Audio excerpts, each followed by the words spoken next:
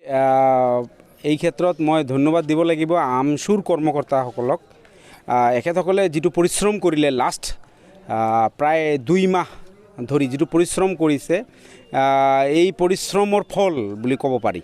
আজিৰ তাৰিখত আমাৰ মানুহখিনি ইমান আগভাগ লৈছে, বিশেষকৈ এইবিলাক এৰিয়া হৈছে ধৰ্মীয় সংখ্যালঘু বসতি প্ৰধান ঠাই। ইয়াতহে ভেকচিন মানুহখিনি এৱাৰ নহয়, ভেকচিন লোৱাত অনীহা প্ৰকাশ কৰে। কিন্তু আমচুৰ কৰ্মকৰ্তাসকলৰ যি মানে চেষ্টা, সেই ক্ষেত্ৰত মানে শলাগ ল'বলগীয়া। আৰু ইহঁতৰ চেষ্টাত আজি বহুতখিনি মানুহে কনভিন্স হৈছে, এতিয়া আগবাঢ়ি আছে ভেকচিন লোৱাৰ ক্ষেত্ৰত।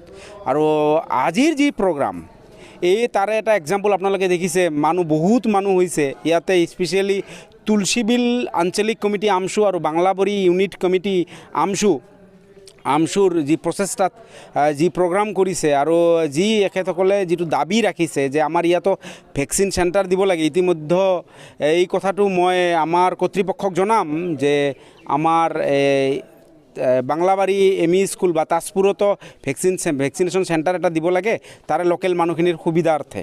তো যি কি নহওক, মানে ভেকচিনৰ ক্ষেত্ৰত বহুত মানুহ এতিয়া আগবাঢ়ি আহিছে, সকলোৱে সজাগ হৈছে। উইদিন শ্বৰ্ট টাইম 100% মানুহ মানে ভেকচিন দিবলৈ আগ্ৰহী হ'ব। লছ হ'ল বুলিও ক'ব নোৱাৰোঁ। এতিয়া এইটো আমাৰ ক্ষেত্ৰত নহয়, মহামাৰী যিহেতু পেণ্ডামিক যি এইটো অসমত হৈছে তেনেকুৱা নহয়, গোটেই বিশ্বতে হৈছে।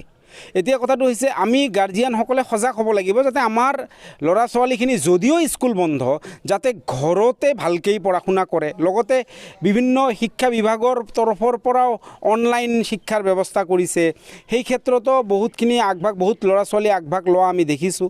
আৰু বিশেষকৈ স্কুল নাই, সেই ক্ষেত্ৰত আমি এইটো হয় মানিব লাগিব, যিহেতু স্কুল বন্ধ, কিন্তু উপায়তো নাই।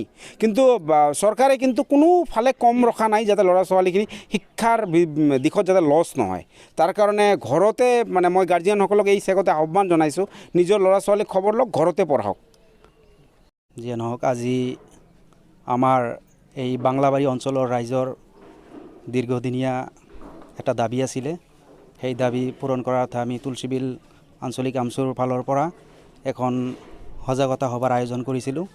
আমাৰ লগত যথেষ্ট সহযোগ কৰিছে, বাংলাবাৰী ইউনিট কমিটিয়ে যথেষ্ট সহযোগ কৰিছে।